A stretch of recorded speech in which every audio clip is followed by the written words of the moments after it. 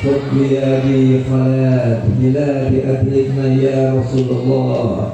السلام عليك يا حبيب الله، السلام عليك يا صفي الله يا رسول الله.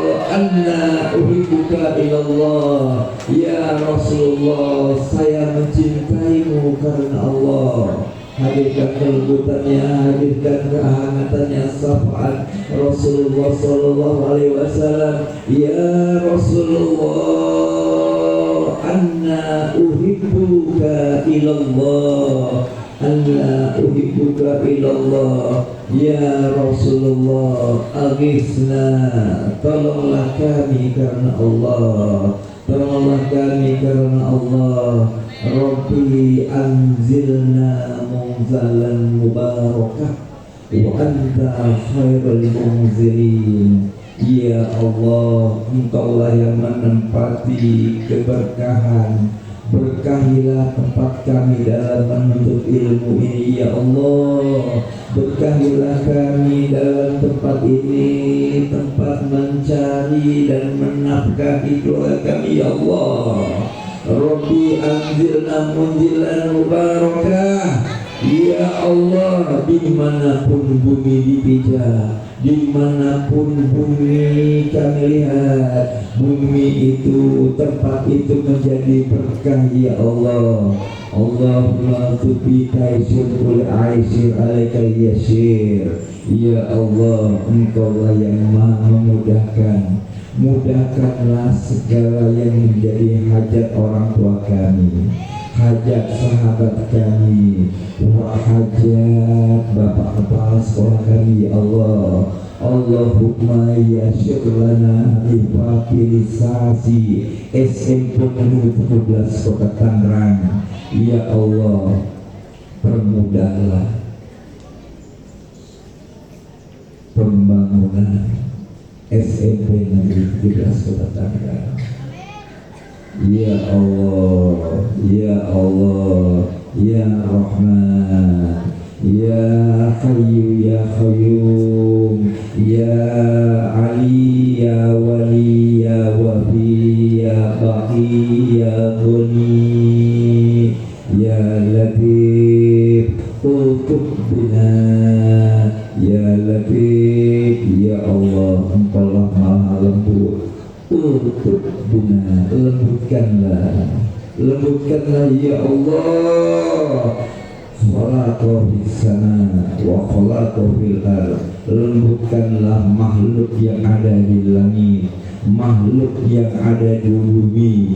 Allimli fi qalbahum kama alantal hadi dari Daud alaihissalam wa saharta fil fakhro Sayyidina Musa alaihissalam. Kafha ya ain sur kifayatuna hamim ain sin qaf himayatuna fasayahfikahullah wassalam alaih sitrul arsil mas'ulun alaina wa illahumma lintun alaina wallahu al-hafizah wa huwa arhamar rahimin. Inna wali Allah, amin. Inna wali Allah, inna wali Allah. La ilaha illa anta subhanaka inni kuntu minadh dhalimin. Rabbi habli minas sholihin, Rabbi habli minas sholihat. Rabbana atina fid dunya hasanah wa fil akhirati hasanah wa qina adzabannar. Bi barakati, bi karomati, wa bi syafaati, wa bi mu'jizati, wa bi syiril fatihah. Bismillahirrahmanirrahim. Alhamdulillahirabbil alamin. Arrahmanirrahim. Maliki yaumiddin. Iyyaka na'budu wa iyyaka nasta'in. Ihdinas siratal mustaqim. Siratal ladzina an'amta 'alaihim. Amin Allahumma amin. Allahumma ya dafi al-bala ya Allah. Allahumma ya dafi al-bala ya Rahman. Allahumma ya dafi al-bala ya Rahim. Wa akhir da'wahum alhamdulillahi rabbil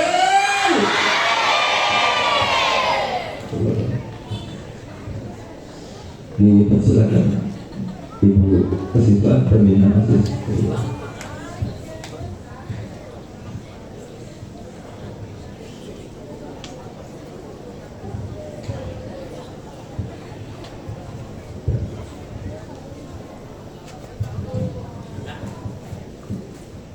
Terima kasih Pak Yani, Pak Khairul dan Bapak Ibu guru semuanya. Anak-anak ibu hari ini sudah mengikuti pembiasaan Yasin dengan baik. Alhamdulillah. Kita sudah datang tamu kehormatan nih. Kayaknya Bapak Pak Dokter sebelumnya sudah pernah sini ya Pak ya. Oke, waktu itu Bu masih ingat ada Kak Osis ya, Kak Uli waktu itu yang bertanya sama Pak Dokter. Hari ini ada materi yang menarik ya Pak ya, yang akan disampaikan. Pas tuh ada definisinya gitu. Ada yang tahu nggak definisinya? Nggak tahu kali ya. Jadi definisi artinya, kalau definisi tahu ya, definisi tahu ya. Definisi itu artinya batasan, artinya gitu. Jadi definisi pergaulan bebas adalah pergaulan atau pertemanan yang melampaui batas. Makanya disebut bebas, karena kalau kita berjalan di sini kan ada batasan, nggak boleh nyebrang gitu. Jadi karena bebas tuh jadi melampaui batas. Nah batasnya batas apa? Ada istilahnya satu batas norma sosial masyarakat. Itu agak menghayal ya, kalimatnya susah ya. Norma itu aturan-aturan dalam masyarakat. Yang kedua norma agama sebetulnya agama sama norma masyarakat harusnya nggak beda jauh, khususnya di Indonesia negara muslim itu kurang lebih 11-12 lah. Norma agama sama dengan norma masyarakat dekat. Cuma menjadi masalah norma masyarakat itu setiap tahun berubah, bukan tiap tahun, setiap berapa dekade gitu. Zaman dulu kalau wanita itu main tenis, kamu tahu nggak, pakai long dress gini. Kalau kamu lihat tahun 40-an. Kalau sekarang kan cuma segini doang. Jadi artinya namanya gaya itu berubah, norma-norma. Nah, yang jadi problem adalah kita semua seringkali nggak tahu norma gitu. Dan yang kedua problemnya, norma itu juga sekarang ada norma baru di mana kebiasaan-kebiasaan yang kita bisa lihat di media sosial itu bisa jadi seolah norma yang benar di dalam masyarakat gitu. Itu problem tersendiri. Nah, jadi saya bilang tadi, kenapa namanya melampaui norma dan atau definisinya melampaui pergaulan yang melampaui norma-norma dalam masyarakat maupun dalam agama. Nah, kenapa itu harus dibatasin? Karena ternyata kalau itu bablas, itu akan mengganggu pertama kesehatan. Nanti kita akan jelas ya. Contohnya apa sih? Siapa yang tahu pergaulan bebas? Contohnya apa yang bisa merusak? Rokok, pintaran lagi ya? Narkoba, benar. Lagi? Alkohol. Apa? Pornografi. Pacaran berlebihan.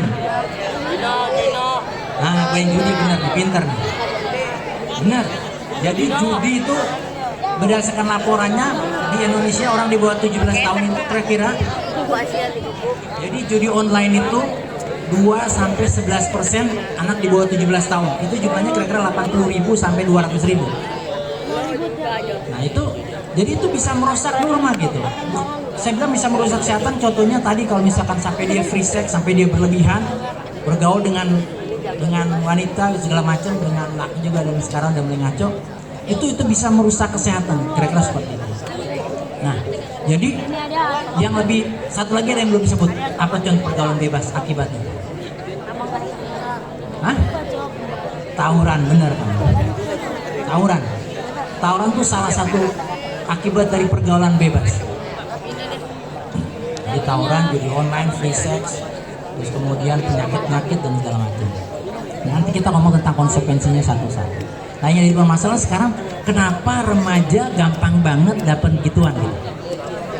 Kena terlibat pergaulan bebas. Ternyata ada beberapa faktornya. Faktor pertama, ada faktor dari diri kita.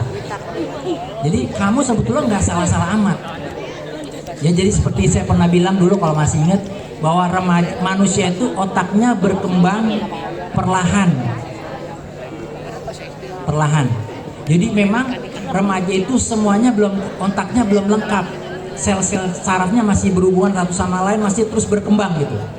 Nah, ada suatu bagian otak yang namanya prefrontal cortex. Itu letaknya bagian depan. Jadi otak tuh secara anatomi, secara MRI itu dia mulai dari belakang. Proses maturasi atau pematangannya. Nah, yang bagian depan ini yang paling belakangan. Namanya prefrontal cortex. Prefrontal cortex itu fungsinya ngapain? Fungsinya untuk menimbang-nimbang. Menimbang konsekuensi dari suatu tindakan gitu. Jadi kalau kamu melakukan ini, dia nggak tahu tuh ke depan kayak apa. Kira-kira bisa bahaya apa enggak? Itu belum nyampe. Tapi bukan salahnya kamu, memang secara alaminya seperti itu. Nah, fungsi kedua, jadi namanya prefrontal cortex fungsinya mengontrol diri. Jadi kalau mengontrol, istilahnya mengontrol impuls. Jadi dalam hati kita itu selalu ada rasa pengen tahu, itu bagus, tapi ada kontrol yang jelek. Maunya nyaut, ditendang dikit, kesenggol dikit langsung begitu gitu. Itu namanya impuls tuh. Dimarahin dikit langsung nyablak gitu, langsung marah gitu. Itu namanya impuls. Nah, prefrontal cortex itu mengontrol seperti itu. Kalau prefrontalnya belum sempurna, dia nggak bakal punya kontrol buat seperti itu. Jadi itu kenapa remaja itu gampang tawuran kayak gitu. Misalkan kayak gitu, dipelototin dikit, langsung berantem. Jadi kontrolnya belum ada. Itu di dalam diri itu nggak bisa kita ganti karena prosesnya seperti itu. Kayak berharap anak kecil baru 7 tahun minta kumis, ada kumis nggak bakal keluar gitu. Prosesnya belum waktunya gitu. Yang kedua, faktor eksternal, faktor dari luar. Apa tuh? Salah satunya adalah faktor keluarga. Keluarga kita nggak usah bahas lah. Karena memang banyak juga keluarga yang belum paham, termasuk saya juga para belajar tua kayak gini, baru belajar, oh remaja ternyata kayak begitu ya. Saya dulu waktu besarkan anak saya waktu remaja, nggak belajar tuh remaja kayak apa sih gitu. Jadi ya artinya lumrah lah kalau orang tua. Tapi nanti ke depan yang lain sih, kalau kamu udah menikah ntar, kamu belajar gimana jadi psikologi orang tua dan psikologi remaja biar kamu tahu cara didik. Nah, kemudian faktor luar lain adalah teman gaul. Teman nongkrong itu sangat berpengaruh gitu. Jadi kamu harus tahu, salah satu ciri remaja adalah dia ada perubahan dalam hormonal, betul nggak? Laki suaranya udah mulai serak, perempuan dadanya udah mulai agak maju gitu, terus mulai mens, pinggulnya mulai keluar, laki udah mulai jenggotan, kira-kira kayak gitu. Nah, salah satu hormon yang timbul pada remaja itu adanya hormon oksitosin. Hormon tersebut tuh berfungsi untuk dia pengen ngumpul sama teman. Jadi hormon oksitosin itu adalah hormon yang keluar pada saat ibu itu lagi nyusuin anaknya. Jadi salah satu manfaat ibu nyusuin anak itu terjadi timbul kedekatan antara anak sama orang tua yang disusuin, orang tua dengan anaknya. Nah, pada remaja itu hormon oksitosin itu tinggi. Nah, itu yang menyebabkan remaja itu pengen ngumpul sama teman, ngegeng. Betul nggak? Kalau biasanya waktu kecil dianterin sama orang tua, dituntun waktu TK sampai depan kelas, begitu udah mulai SMP, mak tunggunya di situ aja lah, saya mau jalan duluan, betul nggak? Gengsi, jadi pengennya jauh gitu. Dia pengennya jadi kumpul sama temennya. Nah, yang jadi problem kalau sampai temennya salah gitu, salah gaulnya, salah temen gitu. Padahal ada kebutuhan dari dalam dirinya dia yang karena disebabkan oleh hormon tadi untuk ngumpul sama temen, tapi bukan hanya sekedar ngumpul, dia pengen diterima sama temen, dia pengen fit sama, diterima sama temen nongkrongnya gitu. Sehingga apa jadinya kadang-kadang? Apa kalau kita pengen ngumpul sama satu grup, jadinya kita kadang-kadang pengen ngikutin apa yang ada aturan di grup, ngerti nggak? Misalkan grup ini geng nongkrong ini temennya pada merokok. Nah, kita biar kita diterima sama teman sama geng tadi tuh, kita ikutan ngerokok gitu. Ngerokok Terus tapi kalau ada geng ini sama geng lain ribut berantem, kita jadi terpaksa ikut-ikutan gitu. Karena kita pengen diterima sama geng kita, sama kelompok kita gitu. Itu satu kebutuhan yang normal yang ada gitu. Tapi saya nggak bilang bahwa kebutuhan itu mesti dipenuhi dengan caranya tadi ya. Jadi kita juga harus selektif gitu. Faktor yang ketiga yang dari eksternal adalah media sosial. seperti saya bilang tadi di awal, tidak ada di antara kita nggak punya yang teman beginian. Pegangin ya. Media sosial ini juga punya efek yang sangat serius, saya kasih tahu. Benar-benar sangat serius. Ini bisa merusak yang tadi saya bilang prefrontal cortex, otak yang tadi fungsinya buat ngapain? Buat mengontrol diri, sama buat mengevaluasi kira-kira kelakuan ini ada konsekuensinya apa enggak ke depan. Itu bagian yang paling penting. Karena terus terang prefrontal cortex ini tidak ada atau tidak berkembang pada hewan. Ini cuma punya di orang. Makanya orang bisa nimbang-nimbang kalau misalkan saya ngomong ini kira-kira ntar orang itu marah nggak ya? Kalau binatang nggak mikir. Ada makanan ya, ada taruh di makanan gitu, kita kan kadang taruh ikan gitu di dapur. Kira-kira kucing mikir gak ntar kalau gue makan yang punya marah nggak ya? Agak mikir. Makanya binatang nggak punya otak kayak begini. Nah, satu-satunya organ yang penting ini prefrontal cortex itu bisa dirusak lewat ini nih. Gimana prosesnya? Jadi gini, kamu paling senang kalau nonton beginian apa? Jadi ternyata yang paling sering itu ditonton adalah video short, reel, betul nggak? Short YouTube, TikTok benar. Di Indonesia paling nomor satu pakai TikTok, betul nggak? Nah itu jeleknya apa? Kita biasa cepet kan scrolling, betul nggak? Satu jeleknya, jadi rupanya jadi gini ya. Kamu jangan anggap orang yang bikin platform yang tadi saya sebutin, reel segala macam, TikTok segala macam itu dia nggak punya rumus, dia punya bikin orang sehingga dia terus nyandung untuk seperti itu gitu, betul? Untuk terus scrolling gitu. Nah bahaya scrolling apa? Kamu pada saat orang scrolling itu apa sih yang ditunggu? Ternyata pada saat kita scrolling itu di dalam otak kita mengeluarkan zat yang namanya dopamin hits. Jadi dopamin itu semacam oleh-oleh atau reward atau hadiah buat otak kita. Kalau dopamin itu keluar kita happy, kayak kita lagi nongkrong sama temen, kita makan coklat, itu dopamin keluar. Atau kita nongkrong sama pacar kita, itu dopamin keluar. Nah, yang jadi masalah itu terus dopamin keluar gitu. Sehingga kita ketergantungan. Nah, namanya instant reward, hadiah yang cepat. Bahayanya apa? Kita tidak biasa untuk berusaha mendapatkan sesuatu dengan cara sulit.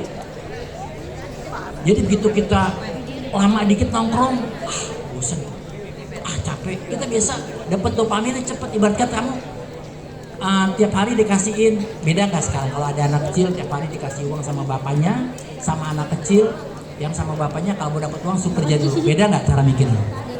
Beda sama tuh anak. Anak yang bakal ngaco, yang bakal brengsek, anak dikasih duit saben hari atau yang kerja dulu dikasih duit? Yang bakal brengsek. Anak yang bakal nggak bener, yang kalau tiap hari dikasih duit tanpa usaha atau yang kerja dulu beres-beres semua baru dikasih uang. Kalian beres-beres dulu dikasih uang, kira-kira bakal bener gak? Bener. Jadi kayak tadi tuh jeleknya kalau kita nonton TikTok terus-terusan. Kita tanpa usaha apa-apa dapat dopamin terus dari kepala. Set gitu. Jadi kita nggak biasa namanya delay gratification, hadiah belakangan, nggak pernah gitu. Nah, yang kejelekan kedua, jadi kamu dibiasakan itu, kalau video itu kan ternyata, jadi gini, kalau kamu tahu ternyata yang ditonton remaja banyak video apa? Hiburan, sama yang lucu-lucu, yang musik yang nggak perlu kalau viral, yang joget-joget yang aneh. Jadi gini, jadi kita tidak biasa berpikir dalam, karena videonya pendek-pendek gitu. Kita nonton video yang tentang sesuatu yang agak lama gitu, pengetahuan kita langsung ruwet gitu. Jadi otak kita tuh dangkal. Jadi bukan hanya kita jadi tergantungan dengan cara tadi, kita nggak mau usaha susah, tapi otak kita jadi apa? Jadi bodoh. Makanya kalau kamu nggak salah, kalau kita berapa lapor lalu, sekarang tuh banyak generasi yang sekarang itu kerja pada keluar. Karena nggak tahan, gampang bosan sama nggak tahan stres. Dan jeleknya ini juga apa? Kita nggak tahu orang, ngerti nggak? Jadi salah satu fungsi manusia, jadi kamu harus tahu manusia adalah makhluk sosial yang dia harus ngobrol sama orang. Nah kalau kamu di kantor, kamu harus kerja sama nggak? Sama teman-teman kamu kerjanya? Harus kerja sama. Kalau saya contohnya nih, saya dokter bedah, saya nggak bisa motong pasien sendirian, mesti ada yang bius.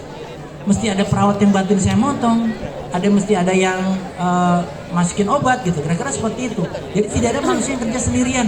Nah, salah satu tantangan orang yang tergantung dengan kayak gini apa, dia nggak punya rasa untuk sosialisasi, bergaul dengan orang dengan baik gitu.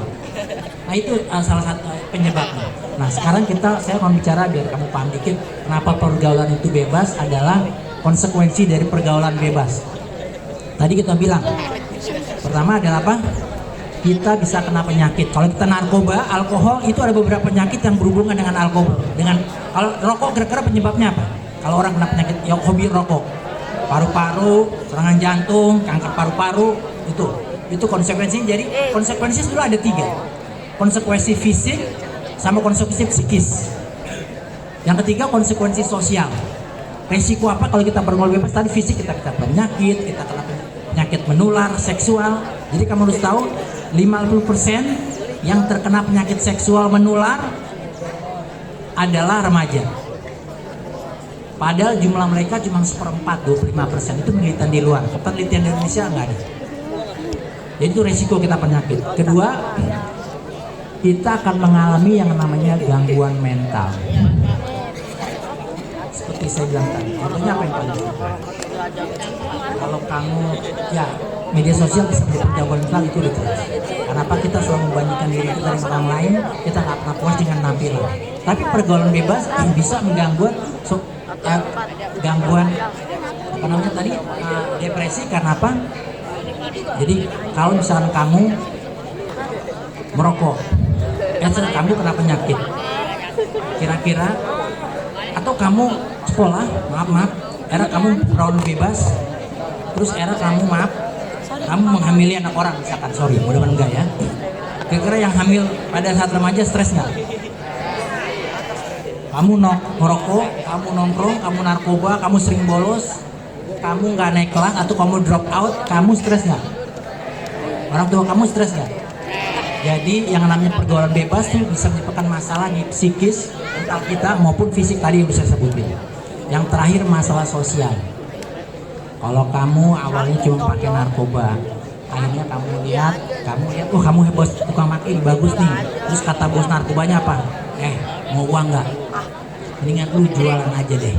Ya, ini ada saya jual, kamu harganya 100.000, kamu jual di sana 200.000, kamu tuh 100.000. Akhirnya pertama dia pakai, karena lolos terus, akhirnya dia jadi jualan. Saat-saat ketangkep. Jadi kamu punya urusan sama hukum juga ntar, bukan urusan stres doang. Yang kedua, kalau kamu berantem, kamu ikut tawuran, ada kemungkinan nggak ketangkep sama polisi. Jadi kamu ada urusan sama hukum. Jadi nggak main-main tuh pergaulan bebas. Ya, ini yang terakhir. Bahwa sekarang bagaimana kita cara mencegahnya supaya kita nggak bergaul bebas. Yang pertama seperti saya bilang, apa yang tadi kita nggak bisa kontrol dalam diri kita? Otak kita. Karena Allah bilang pada usia segitu otak kamu tuh belum genap. Yang tadi namanya bagian apa namanya yang paling penting buat kontrol, prefrontal cortex. Itu memang belum saatnya tumbuh. Tapi itu barang ada yang punya nggak? Otak tadi. Ada yang bikin nggak? Siapa yang bikin? Tuhan. Jadi itu gunanya kita berdoa. Kita minta, ya Tuhan, prekonteks saya belum sempurna nih, belum jadi. Tolong dikontrol. Betul nggak? Itu pentingnya kamu doa kayak begini. Kamu dekat sama Tuhan, kamu berdoa minta seperti seperti kalau kamu tahu surat Al-Kahfi itu kan sebetulnya Al-Kahfi itu tentang anak remaja itu, kalau kamu tahu, anak muda, ya. Dia itu berdoa, Robbana atina min ladunka rahmat wa hayyi lana min amrina rasdan. Ya Allah, berikanlah pada kami itu rahmat, kasih sayang. Kalau Allah nggak kasih sayang sama kita berbuat ngaco, Allah lu biarin atau Allah tahan? Biarin sama Allah, mampus dah lu nakal gitu. Robbana atina min ladunka rahmat. Jadi kita minta rahmat, minta kasih sayang sama Allah. Wa hayyi lana min amrina rasdan. Berilah kami petunjuk. Kita tuh dalam setiap saat tuh selalu menghadapi suatu keadaan, kita harus bersikap apa? Nah, waktu nabi rahmat, khailan, rasul. Jadi kita minta petunjuk sama ya Allah, saya mesti ngapain? Jadi kamu harus berdoa. Saya sih berharap kalau kamu berdoa, kamu tahu apa yang kamu doain, asal kamu jangan ngapal doang gitu. Ini doa isinya apa sih gitu?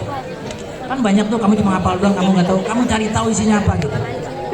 Ya pasti ada deh. Paling nggak tanya di AI. Yang kedua, kamu belajar untuk mengatakan tidak sama seseorang atau sama kelompok. Kalau misalkan kamu tahu nilai-nilai tertentu, ngerokok yuk. Kamu tahu nih kebetulan, kalau kamu nggak tahu ya apa sudah gitu. Tapi kalau itu gunanya tadi saya bilang pertama kita berdoa supaya Allah kasih ke kamu. Oh Allah kasih tahu sama kita rokok itu jelek misalkan. Mabuk itu jelek. Gitu kamu udah tahu ilmunya, gitu ada yang nawarin kamu bilang aduh sorry deh. Maaf deh. Enggak deh. Belajar untuk ngomong enggak gitu. Tapi emang enggak gampang, tapi segala sesuatu perlu dilatih. Perlu dilatih. Yang ketiga, tadi kan kita berdoa supaya prefrontal cortex kita supaya jadi dibantu sama Allah. Tapi ada usaha-usaha untuk supaya prefrontal kita itu bisa dilatih sama kayak otot gitu. Otot bisa dilatih, prefrontal cortex juga bisa latih. Gimana cara melatihnya? Dengan cara, jadi tadi fungsinya apa? Prefrontal cortex mengontrol impuls. Kalau ada kepengen sesuatu nggak langsung keluar gitu. Nah kita latihan begitu ada peristiwa kita diam 3 detik buat mikir. Misalkan ada tawaran yang nggak baik, ada orang yang mukul atau apa, kita berhenti, jangan langsung spontan. Itu harus dilatih itu. 3 detik aja, terus kita mikir. Kalau bila perlu tambah doa. Doanya apa? Auzubillahi minasyaitonirrajim. Itu persis 3 detik itu kalau kita doa. Artinya apa? Kita jangan sampai ada perilaku sesuatu di orang lain, terus ada setan yang masuk di kepala kita sehingga kita jadi impulsif atau jebret langsung mukul atau bereaksi dengan tanda berpikir. Itu latihannya nggak gampang. Kira-kira seperti itu. Ya. Terus kemudian yang paling terakhir adalah ada 2 lagi. Satu, kita harus gini. Kan saya bilang apa? Otak kita yang untuk mengontrol, untuk memprediksi akibat dari tindakan kita kan belum lengkap kan. Kita minta sama orang yang udah lengkap otaknya. Siapa itu? Orang dewasa. Jadi prefrontal cortex itu tim sudah sempurna pada umur 25 tahun. Kita begitu ada problem, kita ngobrol sama orang yang otaknya lebih lengkap, udah sempurna. Siapa itu? Guru sama orang tua. Kamu ngobrol. Karena dia udah lengkap otaknya, udah sempurna, udah mateng. Kira-kira seperti itu. Yang terakhir adalah kamu memilih kelompok yang benar. Karena kalau kamu kelompok gengnya udah salah, sehebat apapun, kalau kamu digodain mulu, akhirnya kamu nyerah. Kenapa kamu nyerah? Karena pada prinsipnya remaja itu pengen diterima di kelompoknya. Nggak mau dia beda sendiri tuh, nggak mau dia.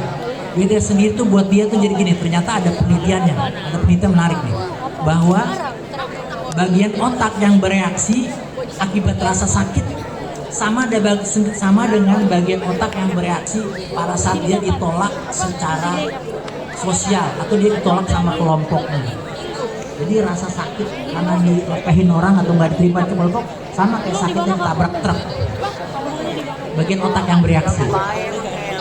Saya rasa itu sementara. Nanti kalau mau diskusi silakan. Assalamualaikum warahmatullahi wabarakatuh.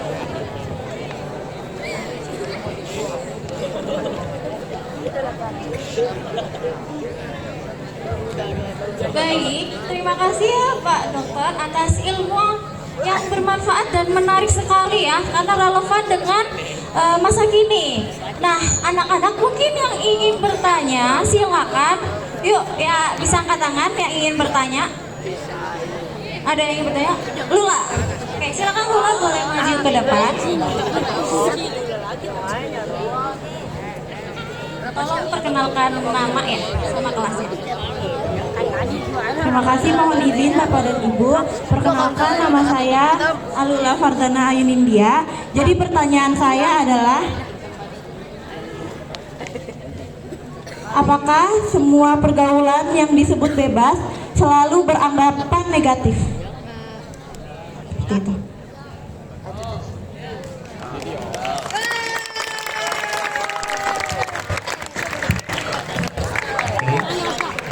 Dari Lula pertanyaannya, apakah semua yang namanya pergaulan bebas negatif? Jadi kita bahas di awal bahwa definisi pergaulan bebas adalah pergaulan yang melampaui batas, melanggar aturan norma-norma di dalam masyarakat dan aturan-aturan norma agama. Karena dua hal tersebut namanya melanggar aturan, sudah pasti negatif. Sudah pasti negatif. Hanya masalah waktu gitu. Kalau dia di tempat yang salah, ada cara berpikir yang salah terus, akhirnya dia akan menerima konsekuensi. Seperti halnya kamu malas, kalau malas atau kamu makan hal-hal yang junk food yang jelek, itu 1-2 hari nggak apa-apa. Tapi kalau terus-terusan, tinggal tunggu waktu, pasti kejelekan atau akibat dari pergaulan yang nggak sehat tadi akan menerima konsekuensi. Jadi yang kamu harus tahu adalah gini, semua konsekuensi yang terjadi pada suatu perilaku yang jelek itu adalah bentuk kasih sayang Tuhan Allah sama kita. Kamu bayangin orang kalau dia berbuat nakal tapi nggak ada konsekuensi, ada resiko dia untuk berhenti nggak? Nggak bakal. Kamu nyolong, terus nggak pernah ketangkap sama polisi. Kamu bakal nyolong terus. Akhirnya kamu nyolong sampai kita mati. Akhirnya kita usul hatimah. Kira-kira kayak gitu. Jadi itu pun adalah kasih sayang Tuhan. Buat supaya stop, udah waktunya nih. Berarti ya, kamu merokok terus dipanggil dokter jantung, Pak, Bapak serangan jantung. Berhenti dia pasti udah gitu. Kalau dia normal, jadi itu adalah, jadi pasti kalau pergaulan bebas berdasarkan definisinya pasti akan ada konsekuensi, artinya jelek. Demikian. Oke, terima kasih Pak Dokter atas jawabannya. Pertanyaannya dari Lula keren banget kan? Nah, ada kayak yang bertanya lagi untuk lebih inspiratif. Oke, boleh silakan. Perkenalkan diri, namanya siapa?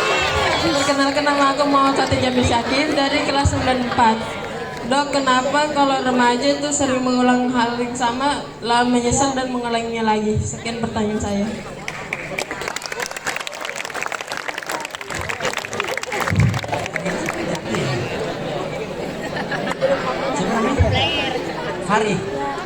Fatih.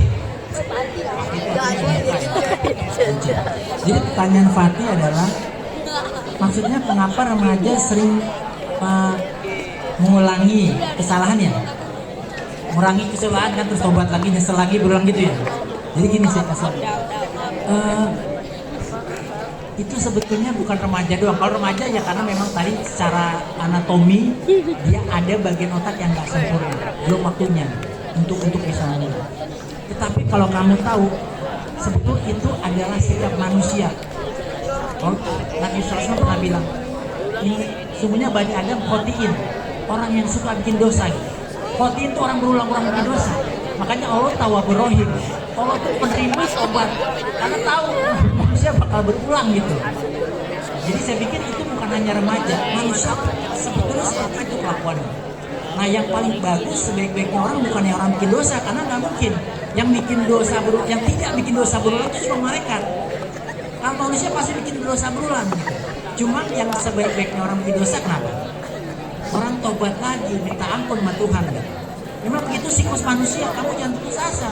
Bikin dosa tobat, bikin dosa tobat. Yang jelek itu kalau bikin dosa dari awal udah niatin, besok begitu lagi ya gitu. Besok begitu lagi. Kalau kesandung, itu Tuhan tahu. Bedanya orang berulang sengaja sama nggak sengaja, Tuhan tahu nggak? Orang yang sengaja dibikin dosa berulang atau yang nggak sengaja jatuh ke dosa lagi, Allah tahu nggak? Karena Allah tahu, jadi nggak santai kita. Kalau betul kita bikin dosa karena nggak sengaja, Allah juga tahu. Makanya Allah Tawwabur Rahim gitu. Tapi kalau diniatin nakal, udah sampai Allah gue cemplungin neraka gitu. Tinggal temunya di sono aja gitu. Kira gitu ya. Oke. Oke, boleh beri tepuk tangan ya. Bagus banget, karena pertanyaannya dari Fatih itu sangat relate dengan kita. Kalau kita selalu melakukan kesalahan dan tobat, melakukan lagi kesalahan, tobat lagi gitu ya. Oke, ada yang ingin bertanya lagi? Sudah tidak ada? Atau mungkin dari Bapak Ibu? Oh, masih ada dari anak. Oke, boleh. Silakan Teh bertanya. Kenalkan nama sama kelasnya ya. Perkenalkan, nama saya Sylvania Kamila dari kelas 82. Jadi saya ingin bertanya, bagaimana cara untuk menolak ajakan teman dekat untuk berbuat hal negatif seperti merokok, tawuran, mabuk, dan hal negatif yang lainnya. Karena di zaman sekarang banyak remaja-remaja yang ingin mengajak temannya untuk berbuat hal negatif yang sama dengannya.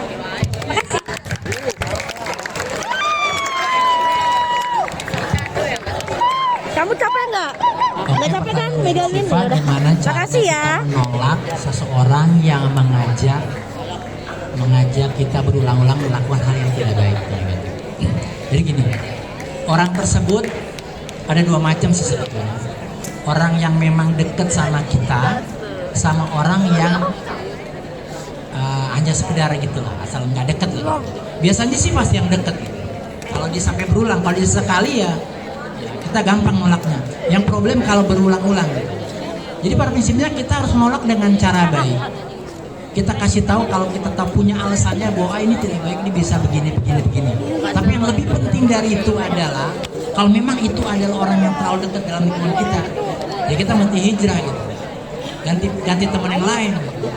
Karena pada prinsipnya memang orang itu salah satu kejelekan orang adalah kalau dia berbuat jelek dan dia hanya nggak ada teman, akhirnya dia merasa oh ya berarti saya yang jelek. Nah salah satu cara supaya dia tidak jelek, dia tidak terlihatan jelek sama orang lain, dia ngajak orang lain jelek ya, supaya kita kalau jelek bareng-bareng atau bilang wah semakin banyak yang ikut kejelekan, akhirnya yang benar atau yang bagus kalau cuma satu jadi bingung. Ini yang benar yang mana ya? Banyak ada yang ikut yang jelek, kira-kira kayak gitu.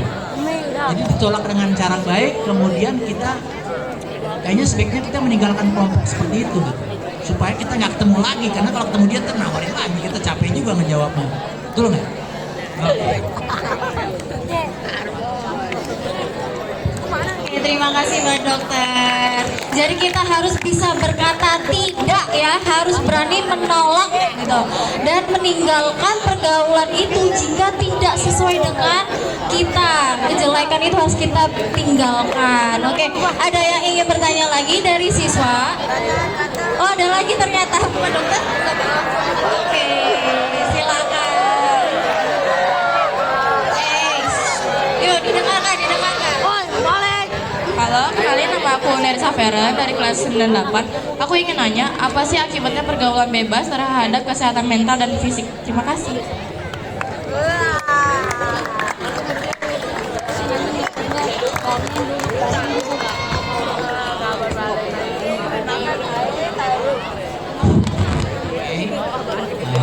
Safira, jadi gini contoh tadi ya, bahwa kalau kita malu bertanya supaya kita nggak merasa jelek, gitu orang nanya ditepokin gitu. Sebenarnya nggak kayak begitu ya, kita minimal hebat jadi harus kayak gitu. Nah, jadi Safira bertanya efek samping dari pergaulan bebas secara fisik maupun mental. Tadi udah saya terangin bahwa salah satu beberapa contoh tentang pergaulan bebas rokok, alkohol, terus kemudian free sex, terus kemudian narkoba. Itu semua yang akan menyebabkan kerusakan fisik. Kalau rokok apa? Bisa kanker, serangan jantung, alkohol penyakit liver, itu fisik semua. Terus kemudian narkoba, kamu jarumnya tusuk sana tusuk sini, kena hepatitis B, kena HIV kalau lewat jarum. Terus kalau kita free sex, terus kemudian kita kena penyakit menular seksual, kena penyakit sifilis, kencing nanah, sampai AIDS, itu fisik semua. Nah kalau mental, ya kalau misalkan kita kena tawuran gitu, kita tangkap polisi, kita masuk penjara, kira-kira kita di penjara senang apa susah? Senang apa stres? Stres pasti gitu. Terus atau kamu kayak tadi seperti saya kasih contoh, kita pacaran, terus kemudian hamil, kira-kira kalau anak SMP hamil keluar nggak dari sekolah?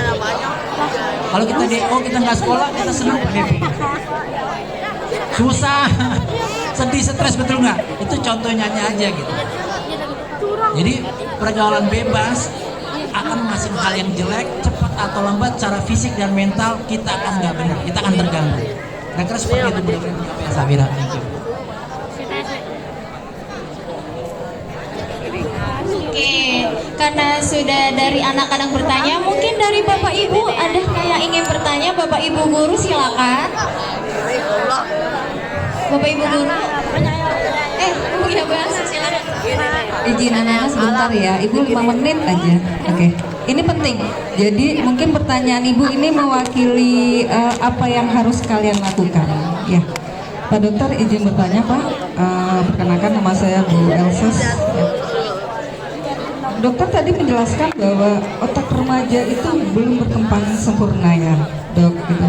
sehingga lebih mudah impulsif gitu, spontan untuk melakukan tindakan yang mungkin tidak pikir akibatnya itu baik atau buruk.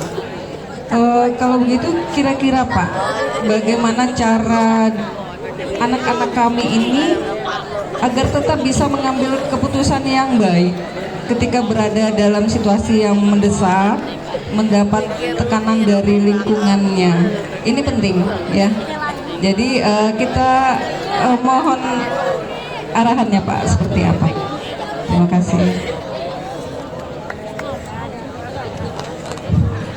Jadi pertanyaan dari Bu Elsa, bagaimana anak-anak ini dalam menghadapi perilaku ya yang tentang cara mengontrol ya, cara mengontrol karena otak yang belum sempurna. Jadi pertama seperti saya bilang tadi bahwa otak kita itu dalam proses, itu suatu hal yang kita tidak bisa atur. Kita nggak berharap anak kecil lahir dengan kumis sama jenggot, kan belum waktunya gitu. Otak juga begitu, adanya prefrontal cortex itu waktunya. Nah bagaimana seperti saya bilang tadi bahwa otak itu ada yang punya, yang seliuran di otak kita tuh ada yang punya dan ada yang tahu gitu. Nah kita minta sama yang tahu buat bantu kita dengan cara kegiatan kayak tadi tuh, kita bagi di sini. Kita berdoa sama Tuhan kita, sama Allah supaya ya Allah tolong atur kontrol impuls di otak saya.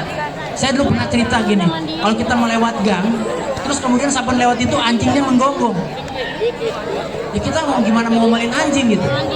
Kita panggil yang punya rumah, Mas, kalau pas sore-sore, besok-besok kalau saya lewat ini anjingnya jam segini, saya berangkat sekolah masukin rumah dong. Saya terganggu, kira-kira kayak gitu.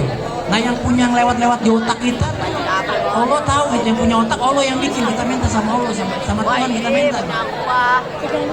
Yang kedua juga bahwa seperti saya bilang, namanya otak itu bisa dilatih,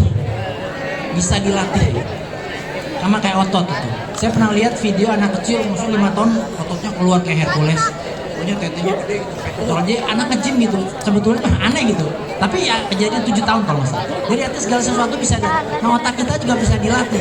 Gimana cara dilatihnya? Saya bilang tadi salah satunya, begitu kita menerima suatu aksi dari orang lain, kita stop 3 detik gitu untuk berpikir. Jangan langsung, itu juga perlu latihan. Yang terakhir adalah gini, saya bilang tadi, kalian adalah anak-anak yang memang sayangnya kalian tuh energinya banyak. Jadi kita sering lihat anak-anak remaja itu bisa belajar bahasa 2-3 bahasa sampai tua susah. Jadi kalian tuh secara intelijen, secara otak tuh pintar. Kalau kamu dipakai otak buat hafal segala macam bisa. Cuma kayak tadi saya bilang belum sempurna. Nah otak tadi bisa dilatih dengan cara tadi, kamu kontrol setiap ada impuls, kamu tahan 3 detik terus kamu pikirin. Bila perlu kamu berdoa pada saat itu seperti saya bilang apa, saya jin minta sama Allah supaya impuls di otak kita jangan salah bereaksi. Jadi tadi pertama kita minta tolong sama Allah, kedua kita harus latihan sama apa? Melatih supaya prefrontal cortex kita bisa mengontrol. Kira-kira seperti itu Bu. Udah benar jawabnya?